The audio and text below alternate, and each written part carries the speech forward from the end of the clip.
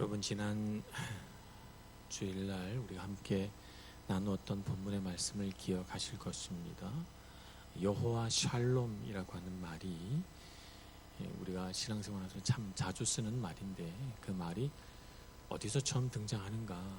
그 유명한 말씀이 바로 사사기 6장 24절 말씀에서 등장한다는 것을 우리가 기억해야 됩니다. 어떤 맥락에서 등장했는가 하는 것도 우리 마음속에 잘 넣어두고, 우리가 여호와 샬롬이라고 외칠 때 진정한 의미에서 여호와 샬롬 되기를 소원합니다.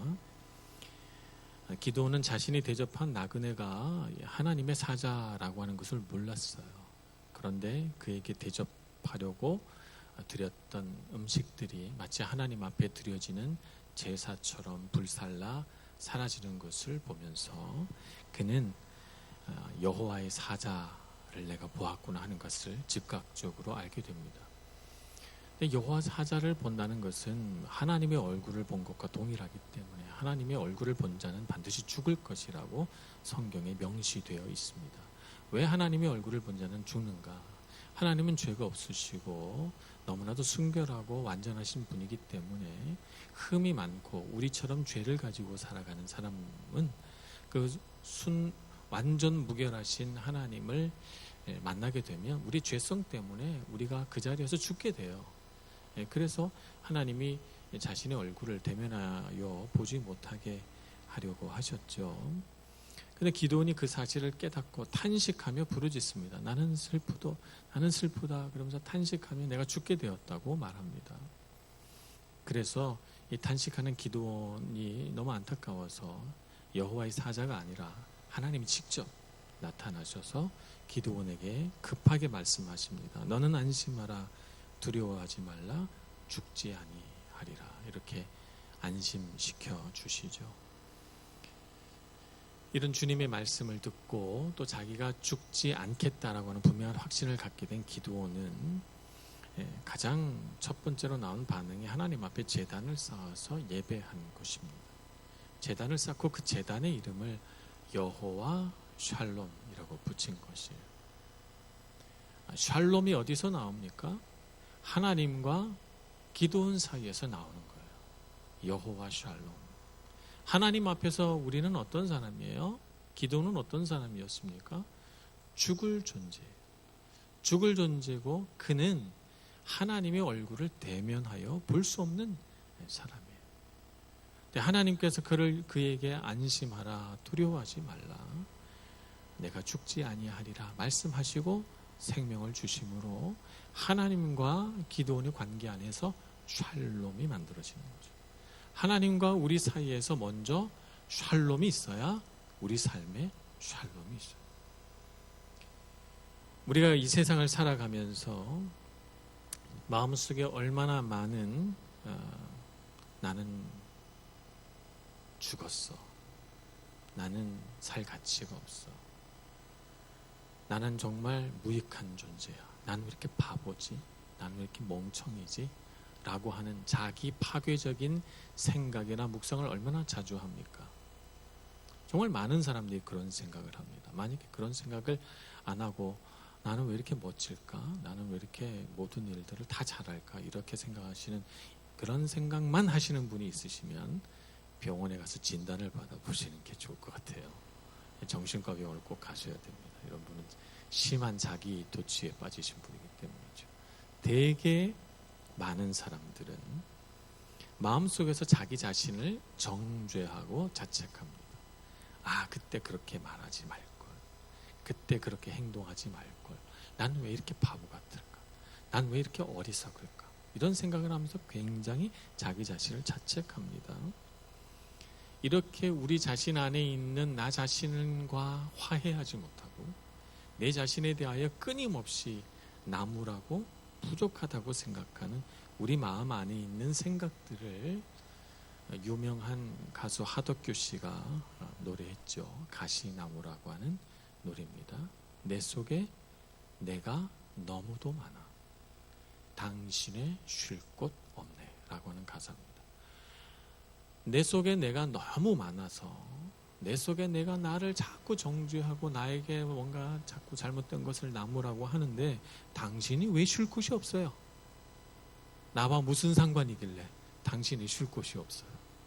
내 속에 내가 너무 많은데, 내가 내 마음속에 가시나무 숲이 가득한데 당신에게 왜 쉴 곳이 없냐 말이에요. 당신에게 왜 샬롬이 없냐 말이죠.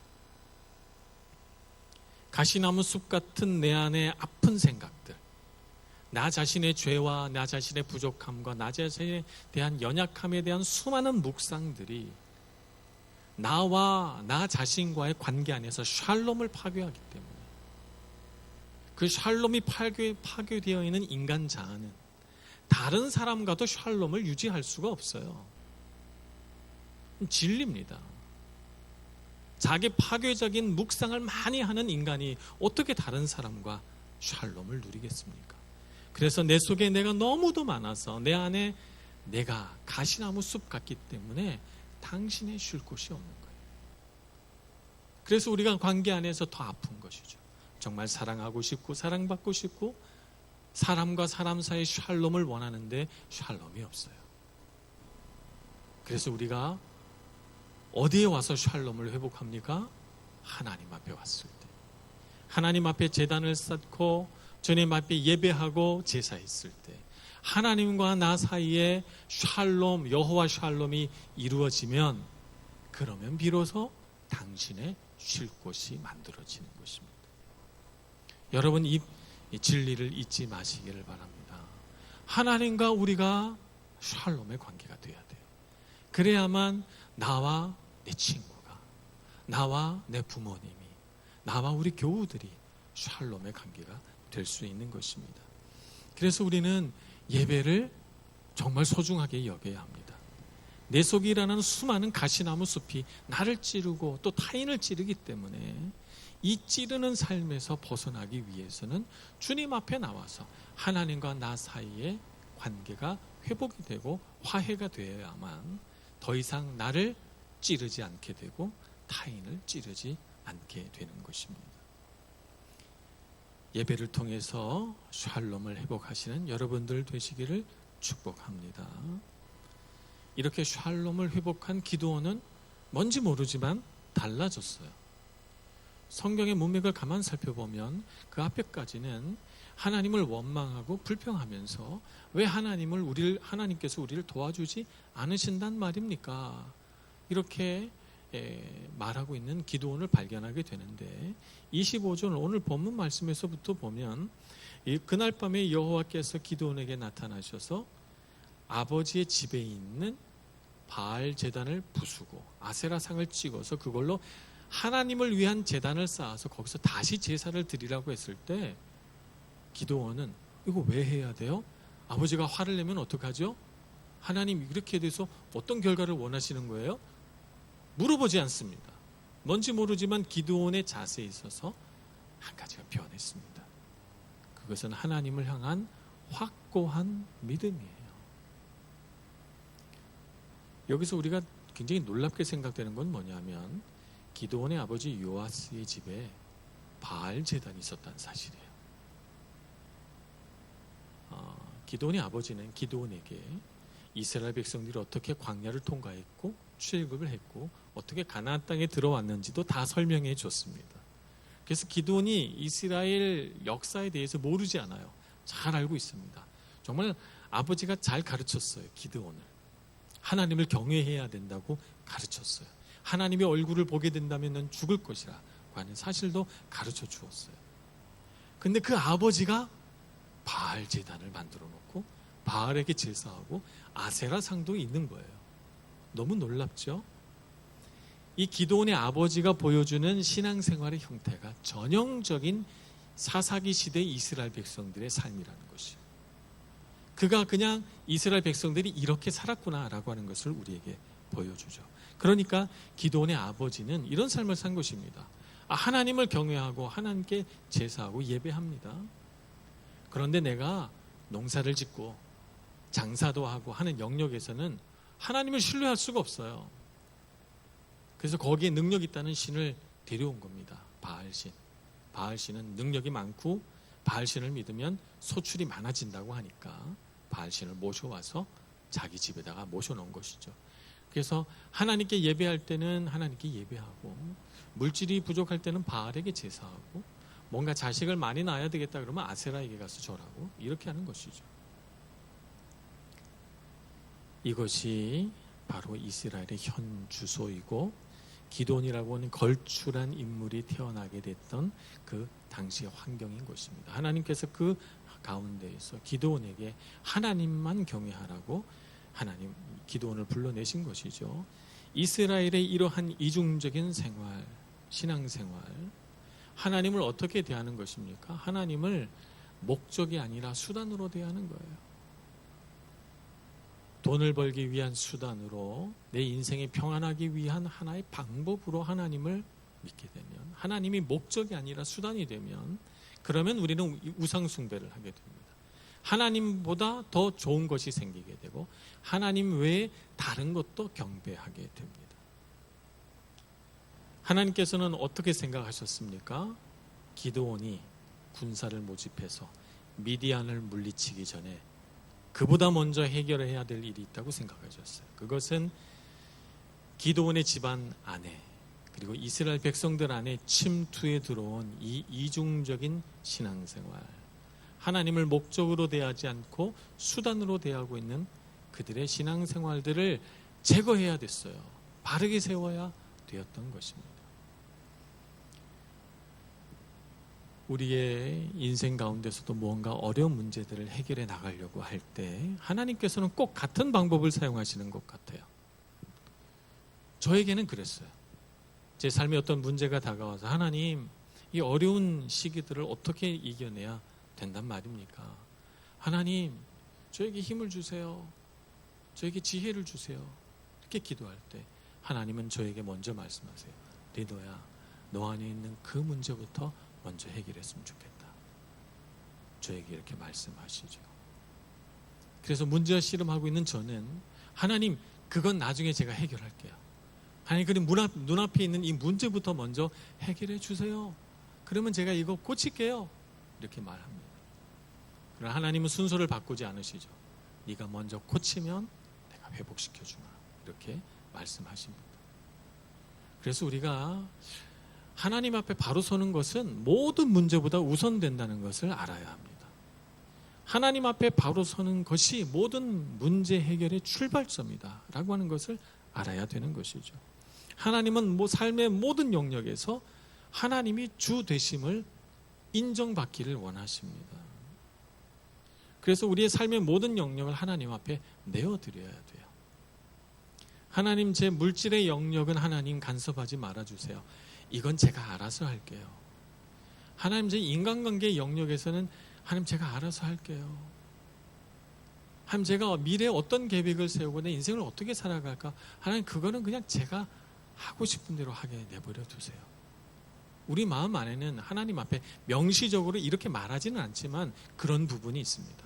감추고 싶고 내가 알아서 하나님 없이 해결하고 싶은 요소들이 우리 삶에 있습니다.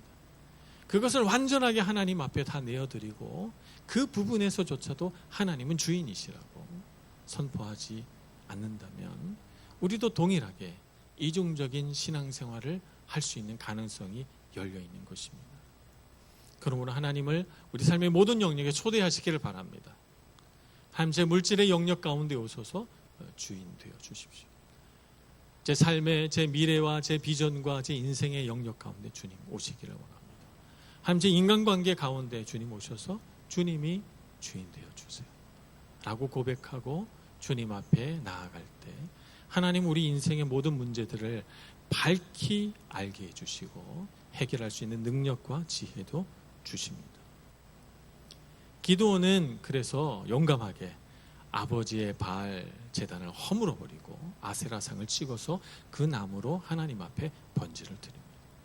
근데 정말 재미난 것은 기드온의 아버지의 제단을 허물었는데 동네 사람들이 와서 난리예요. 그래서 누가 허물었는지 모르지만 이 사람을 붙잡아다가 죽여야 된다는 거예요. 나중에 조사를 해봤더니 기드온밖에 없다, 이렇게 결론이 나서, 그래서 마을 사람들은 기드온을 끌어내라, 그는 당연히 죽어야 한다, 이렇게 아우성을 칩니다. 참 재밌지 않아요?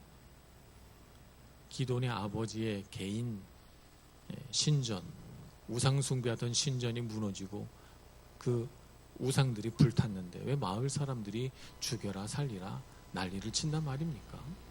잠자코 듣고 있던 기도원의 아버지가 아마 자신의 잘못을 깨달았나 봅니다. 아들을 야단치기에 앞서 하나님 앞에서 그리고 자식 앞에서 자신이 얼마나 모순된 신앙생활을 했는가 하는 것을 깨달은 아버지는 이렇게 얘기합니다.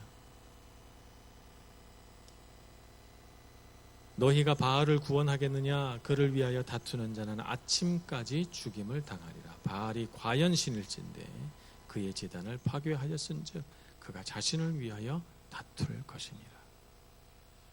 바알이 정말 신이라면, 바알 신전이 깨지고 부서졌다면 참지 않을 것이니 바알이 알아서 자기를 해친 자를 죽이지 않겠는가. 그러니 당신들은 상관하지 마시오. 집에들 가시오. 이런 말입니다. 이 말은 무슨 뜻입니까? 바알은 신이 아니다. 내 아들을 어찌 바알을 위하여 너희에게 내어주겠는가. 그러면서 아버지는 깨닫는 것이죠. 내가 헛된 우상을 경배했구나. 내가 이 우상 때문에 아들을 잃을 뻔했구나 라고 하는 사실을 깨달으며 아버지의 신앙이 회복이 됩니다. 그래서 사람들은 이 아버지의 말을 듣고 뿔뿔이 헤어져 가면서 기도원을 향하여 여룻바알이라고 부릅니다. 바알신과 싸우리라 이렇게 별명을 붙이죠. 이것이 그의 삶이 됩니다. 바알과 싸우는 삶. 우상 숭배하는 이스라엘 백성들을 하나님께로 돌이키고 하나님을 두려워하지 않는 미디안 족속을 물리치는 삶이 그의 삶이 되는 것이죠. 용사로 거듭나게 되는 출발점입니다. 오늘 우리 삶에도 이러한 싸움이 있기를 소망합니다. 우리 삶에 숨겨진 재단들을 우리가 파괴할 수 있기를 원해요. 그래서 정말 우리 삶의 모든 영역에서 하나님을 높이고 그렇게 회복된 우리의 신앙이 이 세상 가운데 수많은 우상들을 경배하는 삶의 영역 가운데서 하나님을 높이고 하나님을 드러내는 그런 역사를 만들어내기를 소원하는 것이죠. 그래서 여러분들 지금은 청년의 때니까 정말 우리가 그렇게 할 수 있을까? 할 수 있습니다. 기도원도 하나님을 신뢰함으로 그 연약한 사람이 하나님 나라의 위대한 일을 하는 용사가 된 것처럼 여러분도 할 수 있습니다. 여러분의 삶 가운데 기도원과 같은 놀라운 일들이 경험되고 또 그것으로 인하여 하나님을 높이는 여러분들 되시기를 축복합니다. 기도하겠습니다. 자비로우신 하나님, 기도원의 삶 가운데 함께 하셔서 그로 하여금 어리석은 신앙에서 벗어나 하나님을 경외하는 용사로 다시 태어나게 해주셔서 감사합니다. 하나님, 우리도 기도원을 닮아 우리 삶의 모든 영역에서 하나님을 높여드리고 하나님의 이름을 높이 올려드리는 용사 되기를 소원합니다. 하나님, 저희들 인도해 주시고 그러한 담대한 믿음으로 무장된 이 시대의 기도원 되게 하여 주옵소서. 예수님의 이름으로 기도합니다. 아멘.